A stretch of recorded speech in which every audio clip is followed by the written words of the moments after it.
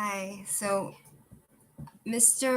I made a video about two types of atheists, and Mr. Robin dude was kind enough to listen and his opinion, which I appreciate.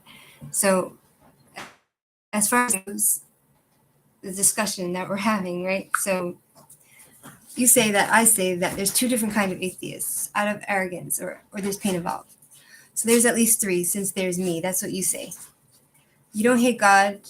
You don't hate the thought of being a God, but you really hope it's not the Abrahamic God, since that dude's a monster. And I'm not even an atheist due to pain. I have simply never believed there was a God.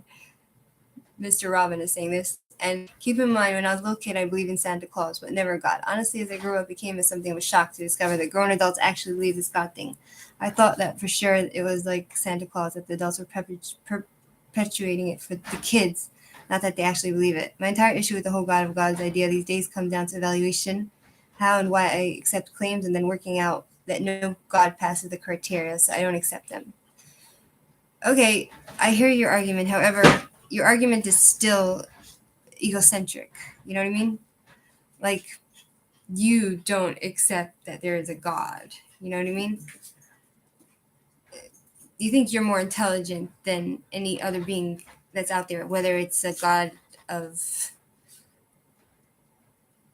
a God from any religion. You know what I mean? You think you're above any religion and any God. They don't want to have morals. That's what I say. You say, oh, they don't want to have any morals. The atheists, my opinion was that the atheists, they don't accept that there's a God because they want to be able to choose their own morals and make up their own rules. So you say you're pretty sure that's not how it works. More that at best they don't think that what atheists are proposing is actually moral as far as they can tell. First of all, people who don't believe in a God, they have nothing to fear. They have no one to answer to. So yeah, I think my argument makes more sense than yours, because if you know there's consequences for your actions regarding like doing the right thing, or there's a punishment for your actions, like if you have no one to answer to, then you'll do what you want. Like there's a reason why there's like a court system. There's a reason why people are not supposed to murder. Like in the United States, there's the court system which says, one of the laws is don't murder. If there was no, where did that law come from? God said there's no, in the Ten Commandments, don't not murder, to take another person's life. So besides, if people didn't have to answer to the court of law, to something above them, to some sort of authority, just like people, never mind. Okay, so the court of law is authority, right? God is authority, someone who gives authority. So if people didn't answer to authority in the court of law sense, if there was no authority, no court of law, then they could do whatever they want and without any consequences. So your argument that God exists is because God is an authority figure. You know what I mean? And without his word saying, do not do this, do not do this, guidance, there's no one to answer to. You know what I mean? Or they're referring to, yeah, it's really either, as far as I can tell. There's no way the world can run this way without there being a creator, without there not being a creator. That's what I said. So he said, meh, I have no trouble with the notion that nothing intelligent is required for the universe. We see to operate the way it does. The stars and the planets form because gravity does what it always does. Species diversify because there's limited resources, and anything living that's better at getting those resources will survive to reproduce. Plus, most religions say things about reality that are directly contradicted by the facts of that reality, or you have to really twist the words to make them fit with what really reality shows us. So you believe that the stars that fall out of the sky, it just happens. You believe that the creations of the world, like us, for example, the fact that we're having this conversation and talking, is just happened. Nothing had to program us. Nothing had to program us in order to, nothing above us had to program us in order for us to be. I disagree with that, because look at a computer, for example. Okay, it might not have emotions, but it has intelligence, and creating that intelligence, like creating the computer and being the creator of the computer and backing it with its own intelligence, with human intelligence, that computer would cease to exist. So your argument makes no sense. Like Stockholm syndrome. Yeah, I said like Stockholm syndrome. People believe in God because they think that God, like, a lot of people, they get attached to abusers because the narcissist gives them like affection, but mistreats them the rest of the time, but then throws them like a hot dog. Like, you throw a dog up, then throw it a bone. So then you're so deprived of that love and affection or food or whatever it is, that whatever they give you, you lap it up, and you come to form a very unhealthy connection. So you say they don't acknowledge, you say that I say they don't acknowledge the baby in the womb as being an actual human baby. You say that you do, but you're still pro-choice. There's a lot of reasons to allow for abortion. Listen, I agree with you on the fact that, yes, there's reasons to allow abortions. For example, like if, according to the Torah, to the Bible, abortions are allowed if the mother's life is in danger. Only if the mother's life is in danger. That's the only time an abortion is allowed, right? But you believe in bodily autonomy. If I come up to you and physically attach myself to your body, most especially if I do so without your permission, first of all, what you're saying is so out of whack and out of touch with the truth. It's not like first of all, I didn't do anything to warrant you coming and attaching yourself to my body. These women that, for whatever reason, had sex and got pregnant, it was their action that caused the reaction. Every action has consequences. And in this case, the consequence is having a baby. They created it. And then you're gonna use the argument which talks about, lots of women, they get raped and they get pregnant through rape. First of all, I did my research, and less than 1% of women that get abortions were actually raped. So that argument is fruitless as well. You think it's fine that if I do so without your permission, then I think it's fine. It's just fine if you want to unattach me from you, even if it's doing so kills me.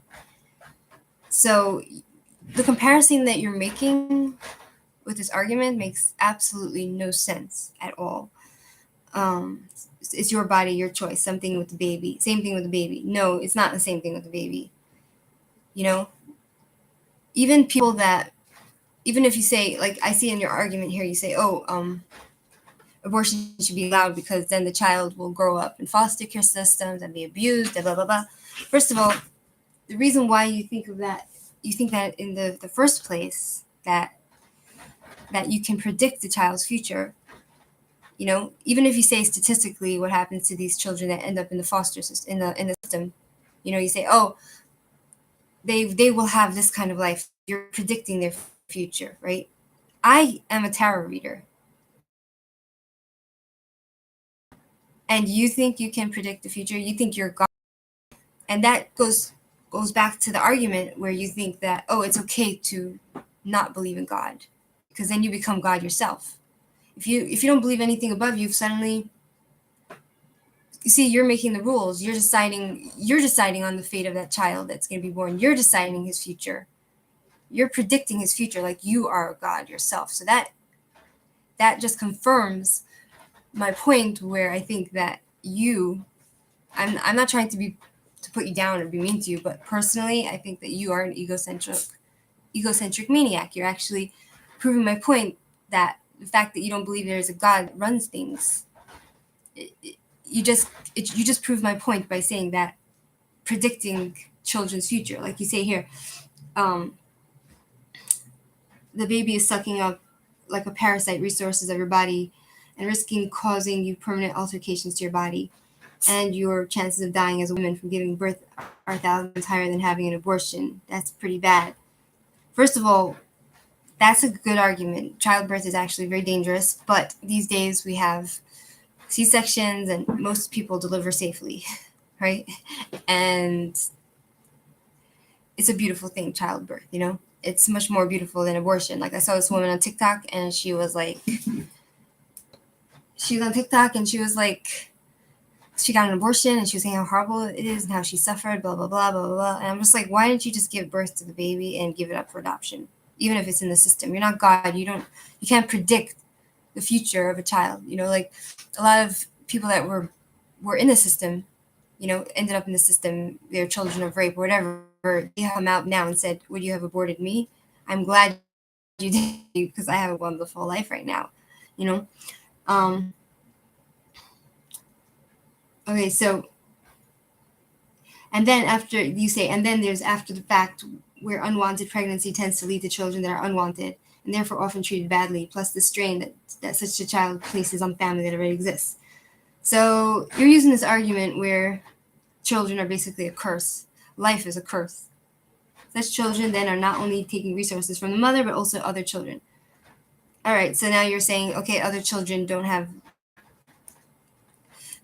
lives are more important than this new life. All right, leading to increases in abuse, poverty, divorce amongst the parents. Parents get divorced anyway.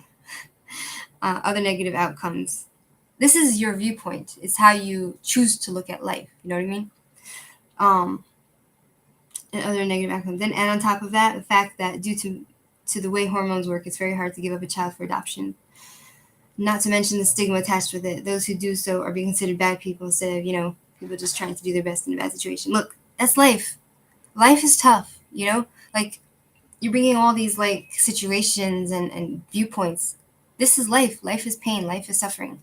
But that doesn't give you the right to predict someone's future and to end violently and barbarically to be in a mother's tummy. You know what I mean? Even in the old days, it's just a new thing. It's in the old days there was no such thing as abortion. You know what I mean?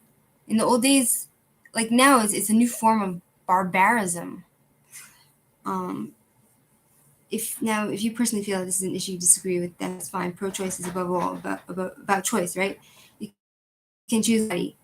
No one can or should be allowed to force you to get an abortion. That's the nice thing about choice. All right, so then what about vaccines? You know,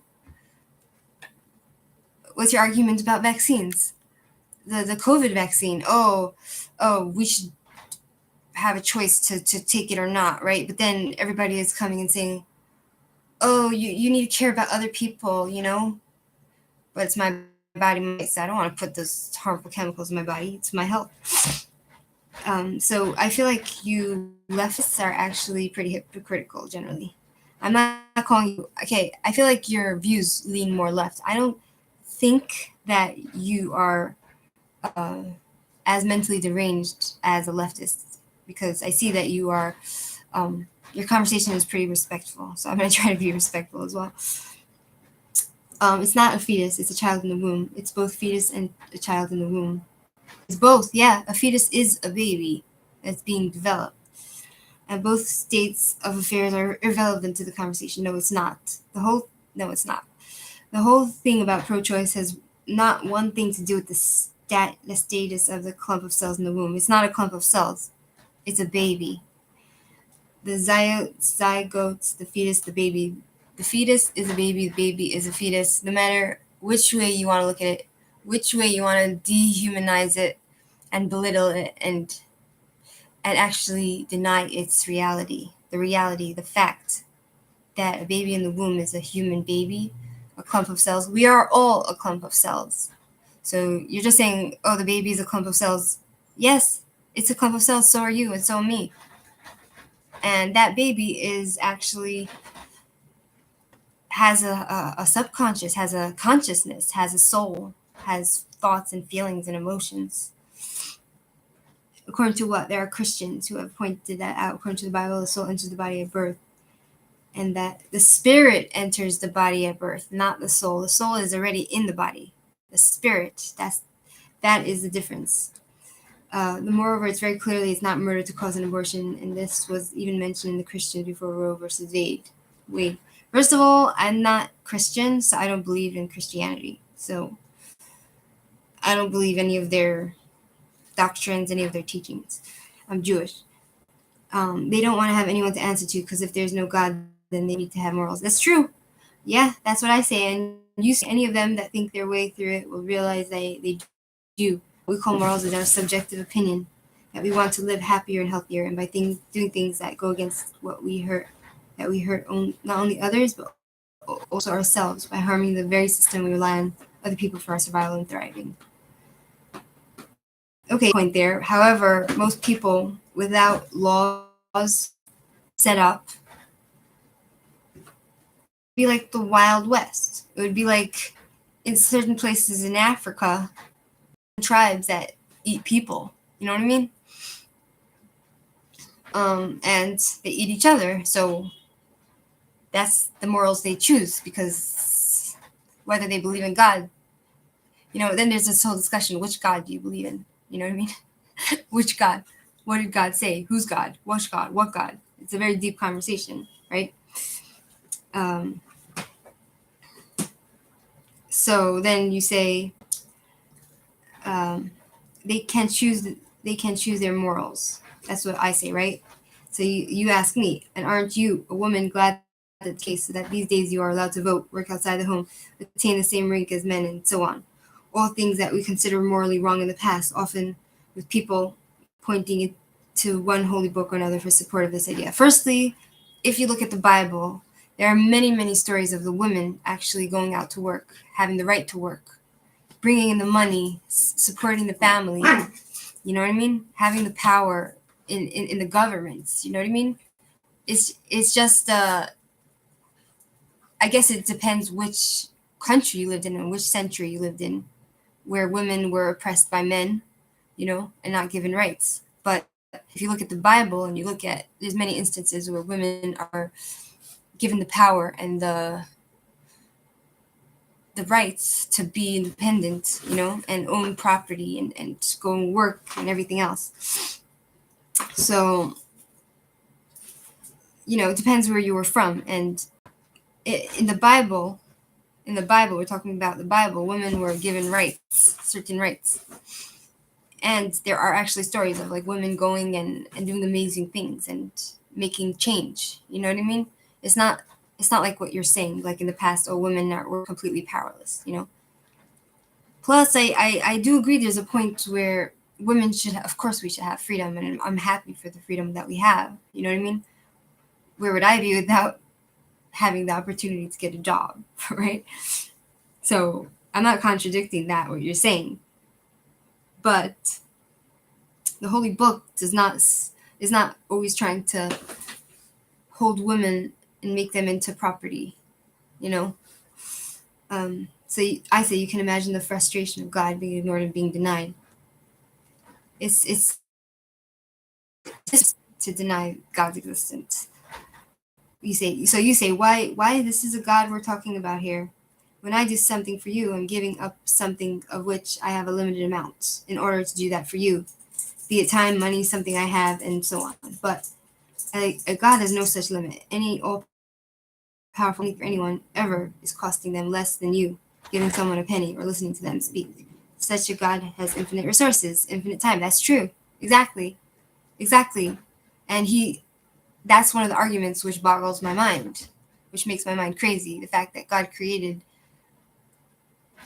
all this and all this emotions and all this discussion and but the fact that and all that, like me and you having this discussion, like you denying God's existence, right? And me defending the fact that there is a God. He created this this discussion. He created this dilemma that we have, and he created the disrespect that we give to each other and give to him. So is to blame, so it's a kind of like a contradiction. It's an oxymoron. Do you know what I mean? It's a oxymoron. It really is an oxymoron. So, but the fact that we are what we are and where we are and the way God created us, it doesn't mean just because God has infinite resources and blah blah blah blah blah and shouldn't care about these things, doesn't mean that we should be disrespectful. You know what I mean? I say it's not just a fetus, it has a conscience. And you say, no, it doesn't. By the time pretty much every limit is reached on the abortion issue, there just isn't enough brain activity to suggest there's much of anything going on, including the capacity to suffer pain due to physical trauma as opposed to chemical. I think you're wrong on this one. Babies experience pain.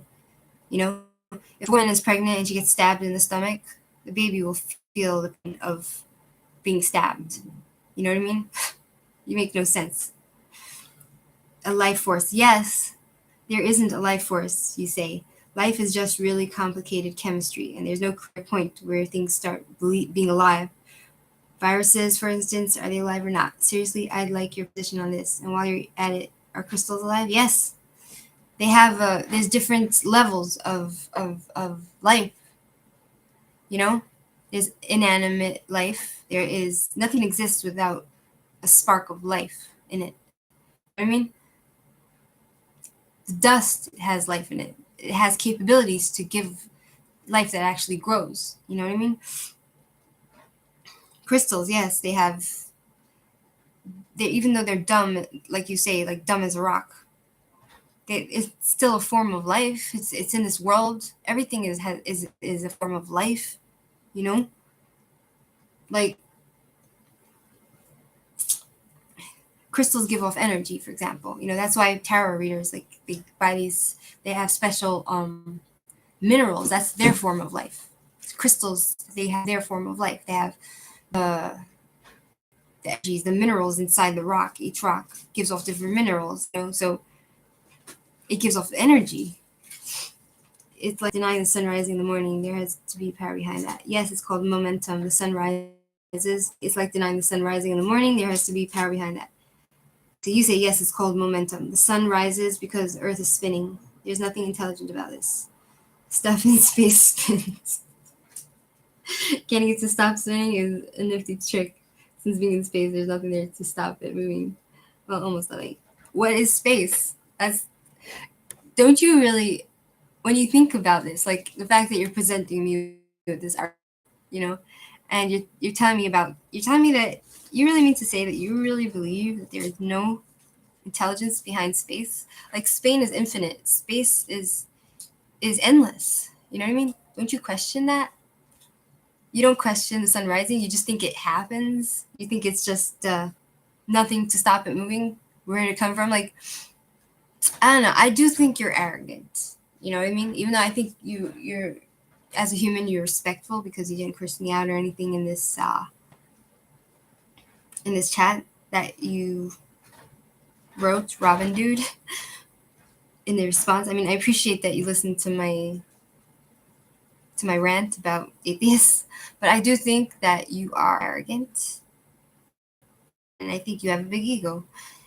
You're the second type of atheist. It's okay. As long as you don't hurt nobody, that's fine with me. You know what I mean?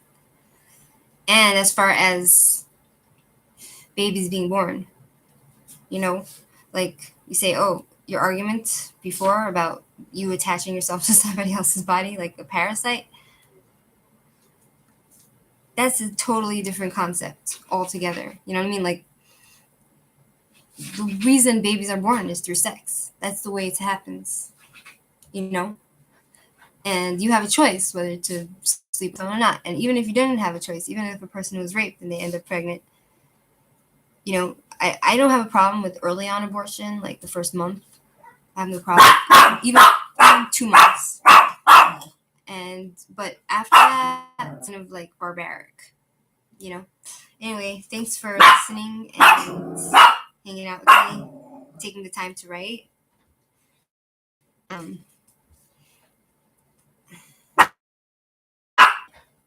I believe, in case of Clinton Armstrong writes, I believe it's what you asked for that has a lot to do with the, don't I want to say, show me your will. Show me your will. That's interesting. Somebody else commented. All right. Thank you, Mr. Robin Dude, for hanging out with me and having this discussion. And see you next time.